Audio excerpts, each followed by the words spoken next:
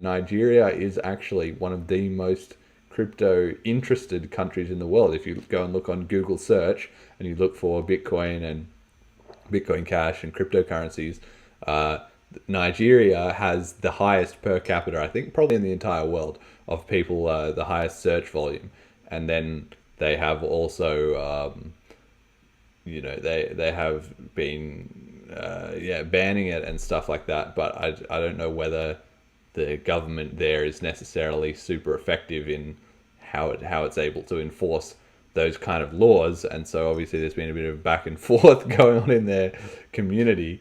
And so now they have unbanned it again after every 4 months. And so this is where I'm not particularly concerned about if the US or Iran or China, like we just saw, were banning it because, or regulating it or doing whatever, because before too long they're going to be in this same situation of flipping back the other way, because countries cannot ignore the massive amounts of consumer and business demand for cryptocurrencies, which is constantly growing. And if they ban it or restrict it or regulate it, it just starts up somewhere else. And the whole world is connected, right?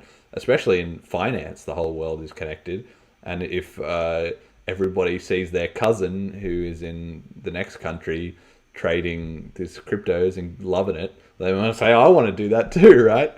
So it's just not tenable for any severe length of time, whatever entrenched interest in the banking sector or whatever. Obviously they're trying to sort of slow it down to their own benefit, but essentially they've all realized that they can't stop it. So it's really just a question of who is involved and who's bought up as much of it as possible before it just becomes obvious that it's going to take over.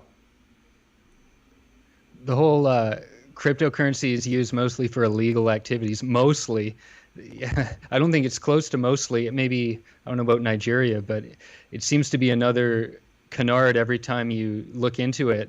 I was just Googling, like, trying to find out, well, what proportion of Bitcoin is used in illegal activities. And the top results, you'll get articles saying, 45%, 25%.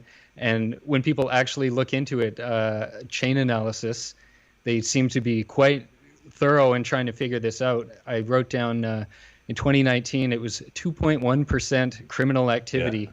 In 2020, it was 0.34% that they could say was probably criminal activity. And yet this whole thing is always being pushed that cryptocurrency encourages or is disproportionately used in criminal activity. Let me read my note here. According to the UN, it's estimated that between 2% and 5% of global GDP is connected with money laundering and illicit activity. So regular fiat currency is more popular to use for illegal activity than crypto, and yet we're constantly hearing how we're encouraging illegal activity, therefore it needs to be banned, therefore it needs to be regulated. It doesn't seem to stand up. Yeah, and people know that, I think, especially if you wind back a few years when it was more fringe. It's easier to sell people basically on a scare story that, it's all drugs and illegal, it's all the end of the world or whatever. But then, like you're saying, if let's say it is, 0.5%, or whatever, that's like 1 in 200 people. That means there's 199 people that have crypto, or they're friends trading it or whatever, and they know, and they just think, that's just crypto. It's not anything too sketchy or to be worried about going on there. So those narratives just can't hold up as it gets to a broader and broader segment of the population, really. Yeah, exactly. I will say though, I sell little greeting cards and stuff on Etsy, and in my crypto life, I try out each little thing that comes along at least once. So noise.cash and Cash Fusion, and making the little QR code to send somebody a buck. So earlier on, I was selling cards on that, what was that thing called? Open Bazaar. Oh, right. Remember Did that that get shut down? I thought that stopped. Yeah, it got somehow. shut. It went away. I don't know. It was a pain. Right. It was. I don't think it worked as a website when I was using it. You had to open this Windows application and sign in. It wasn't great. But anyway, I was just remembering how I was selling a legit innocent product, but the majority of other products on there, it's all people's medication and magic Yeah, mushrooms yeah. and like The classics. that was a few years Yeah, ago. yeah. I don't really know what happened to Open Bazaar either, because I did the same thing where I thought, wait, this could actually be huge. And it was kind of like because the Silk Road was big in the early days of crypto. And so it made sense that if you just had a decentralized version of that, that would be super popular. And probably for That's a what we lot of need. stuff that was not just, drugs and whatever, but would be just all regular stuff, just sort of peer to peer, like Free Cycle or, Just yeah, eBay. exactly, eBay, whatever. So I opened it up and I tried installing a node and everything.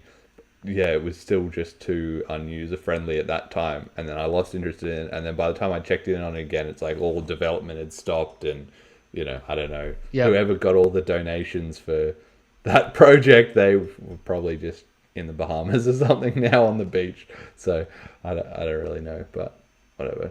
Yeah, it fell apart. But that's what I would most like to see is just like an eBay where one of the things that made me interested in cryptocurrency in the first place is just how annoying it is to transact online where I need to participate in this weird credit card thing where I don't want to borrow any money. I have money, and yet I need to play this game where I'm borrowing the money from the credit card company, and now I need to make a payment and pay it back. Like, why do I want to deal with that?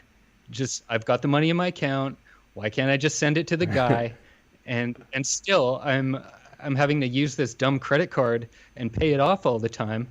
I don't know how it works in the UK, but it's all credit cards here. There's no way to transact unless you're technically borrowing the money. Yeah, here it's quite similar, really, and I think yeah, it's just ridiculous, and it's just such a like it's not designed for that. Cryptocurrency is designed literally for that online payments, and it's Yeah. so strongly advantageous in that. It's really just that people have to get the idea that it's okay, And I think that recently I've had a friend, and he had some people who wanted to buy a skateboard, and so they were sending him messages, oh, can I buy a skateboard and whatever.